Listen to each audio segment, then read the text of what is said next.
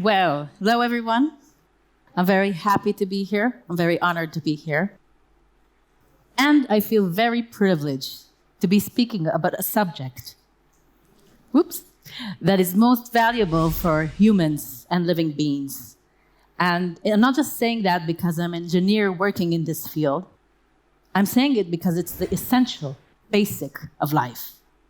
As it is very implied in my first slide, I will be talking about water. And I am a water engineer, and I work at Mekorot, which is Israel's national water company. And I'm here to tell you about the water story of Israel. So, scarcity, water scarcity, is something that we all know about.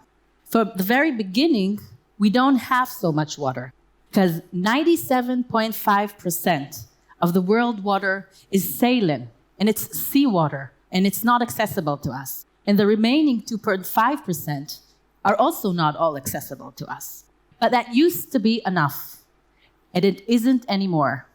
And the world is undergoing water scarcity. And I know also in Chile there are water problems, and also in Israel, we are under water stress. So you can see here from this map that a big portion of the world already sees the water scarcity. And water scarcity is not only physical water scarcity, meaning that the water supply doesn't answer the demand, but it's also economic scarcity, meaning that there isn't enough infrastructure or capital or human capacity to supply the water. I want to zoom into my country, to Israel. And I would have shown it here, but it's so small, Israel. And just to demonstrate how small we are, I want to show you this. Okay? So on the right, you can see here, that is Chile, designated by the flag. And the dot to the left is actually Israel. So we're very, very, very small, but we have problems. And one of our problems is the water. We are situated, here you can see Israel a little bit bigger. We're situated in the Middle East, and we're situated in a semi-arid area. And most of the portion of Israel is actually a desert. And the very few precipitations that we do have are very intense, and they're very narrow, because climate change hasn't skipped us either. There's a drought index that designates how much drought you have. And you can see that from 2002 to 2020, or even a little bit before, we have undergone consecutive years of drought. And this is designated by the red area, okay? You can see lots of red area. This means drought. This means even consecutive droughts, meaning that the water resources are deteriorating, because this index shows the actual precipitation versus the expected precipitations. And it's been lower, much lower than expected. Looking a little bit about the water consumption in Israel, you understand that we are a desert country. Yet, if you look at this, surprisingly, we have 55% of our water demand going for agriculture. And this agriculture is also exported.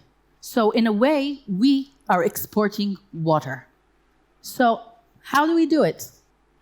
Well, there is the foundation, okay, the basic water management in Israel, but there are also the technical actions that we did.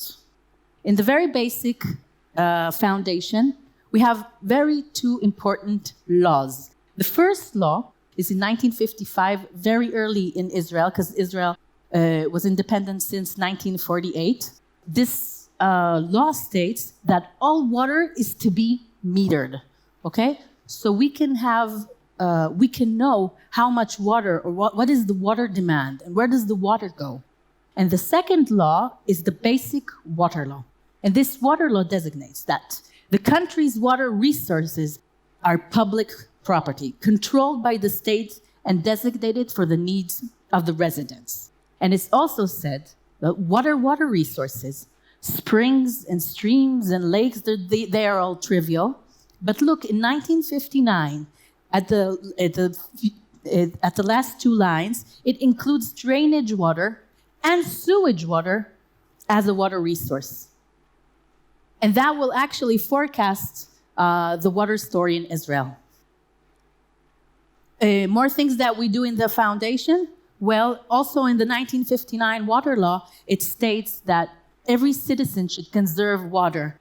And we did very strong campaigns in Israel. And surprisingly, only a campaign caused people to drop 10% and more in their water demand, only by campaigning it, by telling people, and they're rooted or just looking for their rooted, very basic thoughts about water conservation. Because from preschool in Israel, you learn that every drop counts.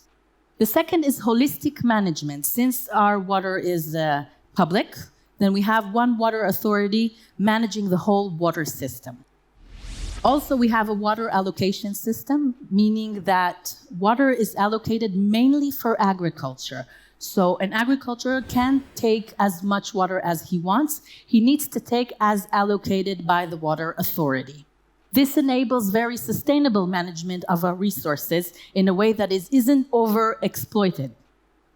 We have a closed water price system, meaning that the price people pay for the water reflects the real price or the real cost of the water, the conveyance, the treatment of the water, the wastewater treatment. So water isn't cheap in Israel, yes? But still, it makes the system very stable because all the money from the water goes back into the water system to invest in infrastructure and more. And now let's talk about the actions. So the actions that we did along the years. It began in the 60s with rain enhancement. In the 60s, we began to do cloud seeding. Okay, meaning that we inject silver iodide into the clouds, and these silver iodides are actually specks that on them accumulate water, making a droplet heavy enough to fall down as rain. This has been found to enhance rain by approximately 13%. And it's very, very, very cheap water, okay? It's very cheap water, so this is a good method to enhance water resources. The second is in the 80s. In the 80s, we began massive water treatment and effluent reclamation, okay? We treat our wastewater to a very high level of quality. Since 87% of the water in Israel is reused back for agriculture, of the treated wastewater. So we have very stringent, very harsh regulations stating that the water to be treated needs to be of very high quality. Also, 93% of the water in Israel, the wastewater in Israel, is treated, basically. And this includes also all the rural areas in Israel, okay? Not only the big cities. Now, just to demonstrate what this reuse system is, or this closed waste, zero waste system of reuse is, I would like to show you the Dan region wastewater treatment plant, okay?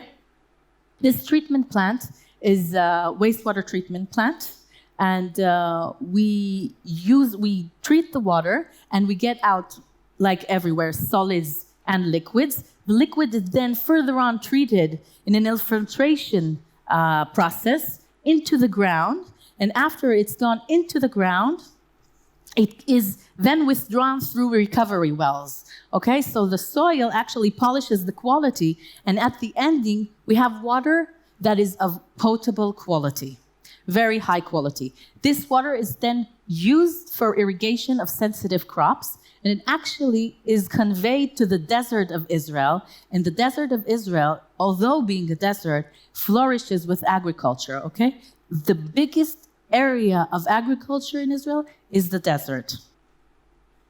So just to see how this is a circular economics, we have water, potable water. Humans consume the water, then they produce wastewater. It goes to the wastewater treatment plant. Then you have solids and liquid. The solids is then digested into digester and produce biogas, which produce electricity. This electricity goes back to the wastewater treatment plant, And the wastewater treatment plant is actually operated with this electricity. The remaining solids go as fertilizers, and the water is what we showed earlier. It goes also for agriculture, and agriculture goes back to humans. Okay, so this demonstrates the circular economy. The third way, so we did the 60s and we did the 80s with reclamation. The third way is desalination. Since 2005, we massively desalinate water in Israel. We have 5 desalination seawater plants onshore, producing water that answers about 2/3 of our domestic water demands. Okay, from 0, we shifted to 2/3 in only 14 years.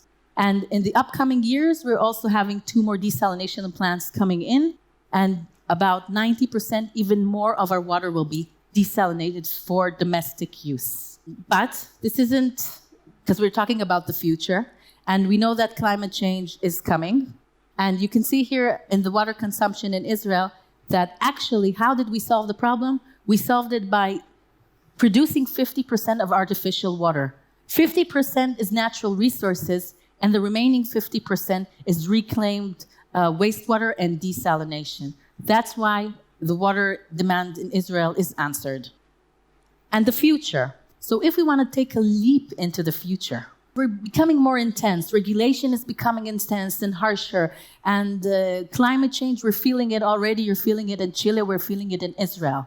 So imagine that you have one person or one robot controlling the entire water system. And this robot knows everything that is happening and everything that will happen. And it will know how to operate the system in the most efficient way.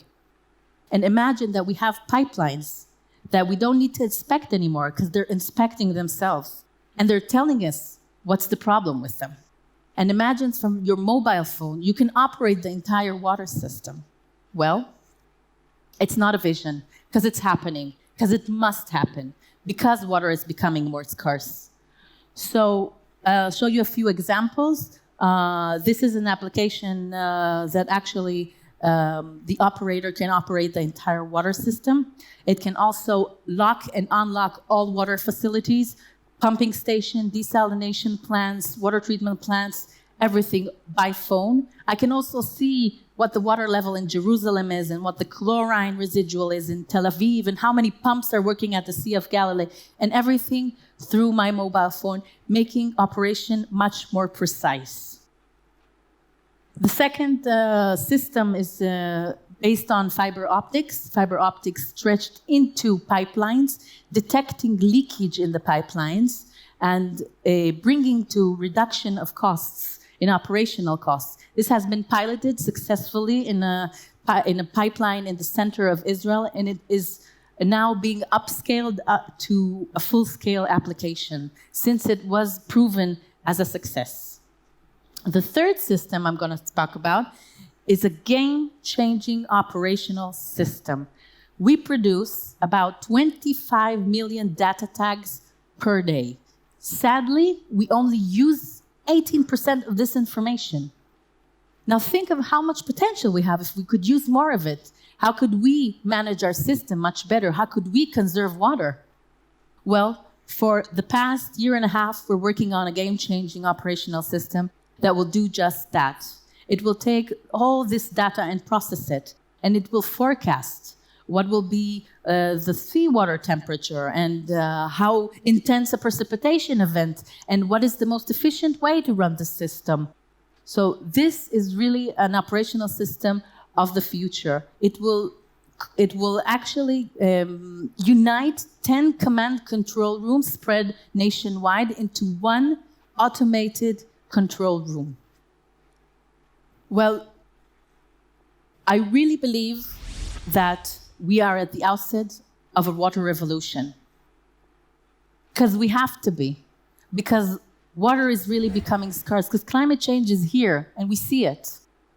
And I really hope that the world can take from this experience and from these ideas and do it and implement it also. Thank you very much.